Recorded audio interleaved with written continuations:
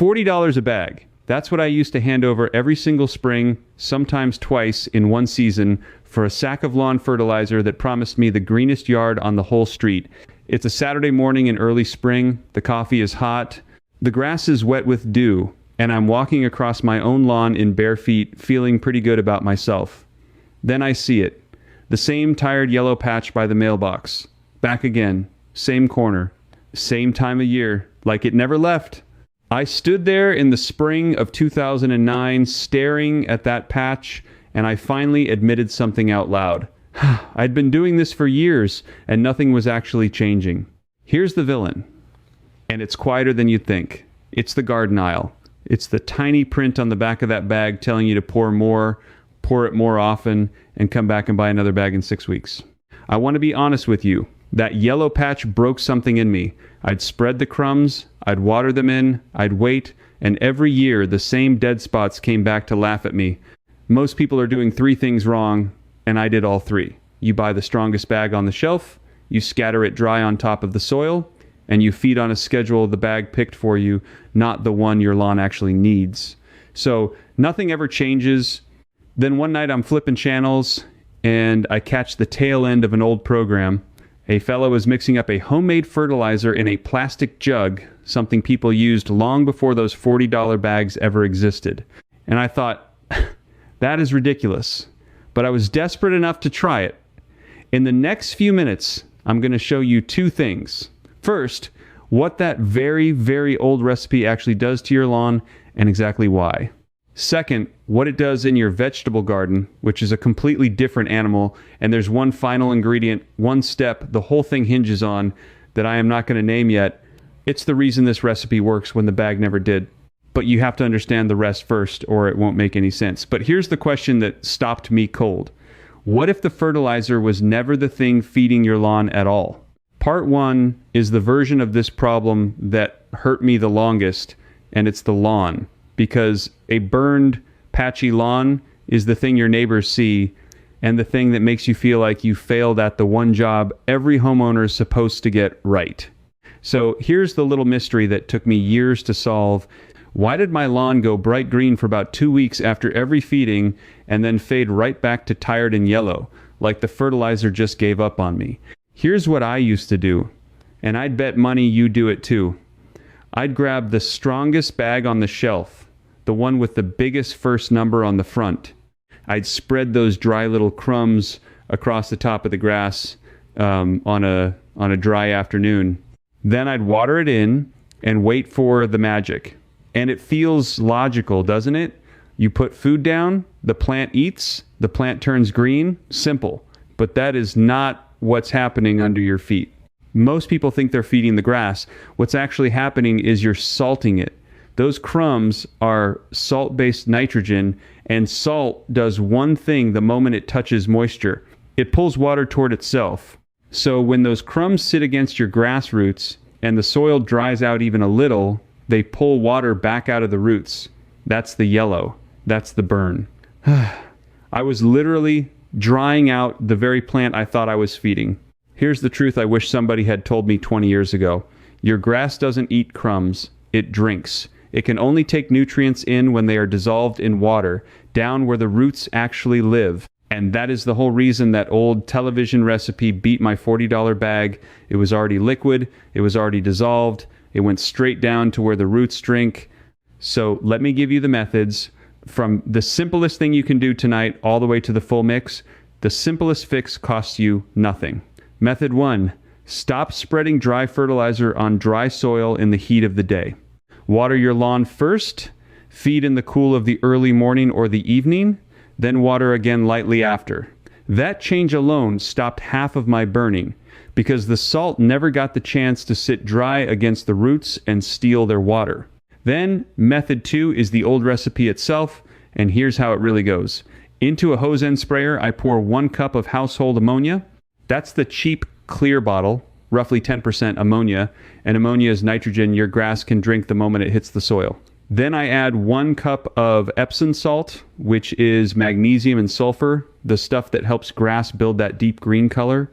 Then, half a cup of plain dish soap. And this is the part everybody laughs at until they understand it. That dish soap is not cleaning anything. It's a surfactant. Your soil, especially when it's dried out and crusty, actually repels water. The water beads up and rolls right off the top like rain off a waxed hood. The soap breaks the surface tension so the water and the nutrients soak down into the top half inch instead of running into the gutter. I want to be very clear. The soap is the reason the feeding ever reaches the root zone at all. Now here's what you lose if you keep skipping all this. You lose the whole growing season. A lawn that burns every spring never builds deep roots, and a lawn with shallow roots is the first thing to die the moment summer heat hits. You're not just losing $40, you're losing the entire year and starting from scratch every single spring, which is exactly what I did for the better part of a decade. So the first time I sprayed that mix across my lawn, it greened up in about 3 days, and this time it held. I thought I'd cracked the whole thing wide open, but then I got cocky. I carried that same jug out to my vegetable garden and poured it on my tomatoes, and I nearly killed the entire bed. Because what feeds a lawn can absolutely wreck a garden, and that is a completely different problem. Part 2 taught me that your vegetables and your grass want the exact opposite things, and I learned it the hard way with a bed of ruined tomatoes. Here's the blunt version you can repeat to your neighbor over the fence. That recipe will give you the tallest, bushiest, greenest tomato plants you have ever grown in your life, and almost no actual tomatoes. The mistake is simple, and nearly everybody makes it. You find something that works on one plant, so you use it on every plant. You pour nitrogen across the whole garden, and the consequence is slow and cruel. You don't find out you wasted the summer until August, when everyone else is hauling in baskets of fruit and you're standing there with a jungle of leaves and empty vines. Here's the mechanism nobody in the garden aisle bothers to explain. Nitrogen tells a plant exactly one thing: grow leaves. Grass is nothing but leaves, so nitrogen is perfect for a lawn, but a tomato, a pepper, a squash, you don't eat the leaves, you eat the fruit. And when you flood a fruiting plant with nitrogen, you are screaming, grow more leaves, at a plant that should be busy making flowers. So it obeys you, it hands you leaves, and skips the harvest completely. So here's how you actually feed a garden, and the methods build right on top of each other. Method 1, use that liquid recipe only in the first few weeks of a plant's life, when it's small and you genuinely want it building leaves and roots.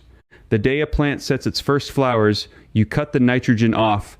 That one change turned my empty vines into the heaviest tomato harvest I had ever pulled off that little bed. Method 2 is foliar feeding, and this trick felt like cheating the first time I saw it work. When your lower leaves start yellowing between the veins while the veins themselves stay green, that's a magnesium hunger, and it is incredibly common in tomatoes and peppers. You mix 1 tablespoon of Epsom salt into 1 gallon of water, and you spray it right onto the leaves in the cool of the morning. A leaf can pull magnesium in through its surface far faster than the roots can ever scavenge it from the soil. You'll watch the green come flooding back in about 2 days, and it costs you pennies. Method 3 is what I do now, and it's what a serious grower always reaches for. You stop chasing the plant, and you start feeding the soil. Instead of running around with a jug dosing every plant, you build soil that releases food on its own, slowly, all season long, so each plant takes exactly what it needs, the moment it needs it, and never gets that leafy nitrogen overdose. And that idea, feeding the soil instead of the plant, is the doorway to the one thing this entire video was built around. If you want to go deeper on every single method, I just walked you through the lawn mix, the foliar spray, the soil feeding, all of it laid out step by step with the exact ratios and timing. I put everything into a set of guides called the Amish Lawn Guide, the Amish Soil Guide, and the complete Amish Yard Field Edition, available for $97 through the link in the description. These are the same principles that old-timers were quietly using for generations before the bag companies convinced us to forget them, written out so you can follow along season by season without guessing. The link is right below this video. Now let me give you the part I promised. Before I hand you that last piece, do me one small favor. If any of this is already making more sense than the last 10 things you tried and threw away, subscribe. This channel is for people who want the mechanism nobody explains in the garden aisle, the why underneath the what. That's all. Now let me give you the part I promised. Part 3, prevention. And now I'll finally name the thing I've been dancing around, the one ingredient that ties the lawn and the garden together and stops both problems from ever coming back. It was the sugar. In that old recipe, there was always something that made no sense to me. A can of beer, a splash of cola, a glug of molasses. For years I left it out because it sounded like pure superstition. I thought, sugar can't feed a plant. And I was right. Sugar does not feed the plant. It feeds the millions of tiny living creatures in your soil that feed the plant for you. Here's the mechanism, and it might be the most important sentence in this whole video. Most people think fertilizer adds the food. What's actually happening is that most of the nitrogen already in your soil is locked up in a form your plants cannot touch, and the only thing that unlocks it is living soil microbes. Sugar wakes those microbes up and lets them multiply, and as they work and feed and die, they release that locked nitrogen straight to your roots, slow and steady, exactly the way a plant wants to be fed. You're not buying food anymore. You're switching on the food that was already sitting right there under your feet. And the material is dirt cheap. I use plain unsulfured blackstrap molasses, the kind sitting in the grocery baking aisle, a jug for about $3.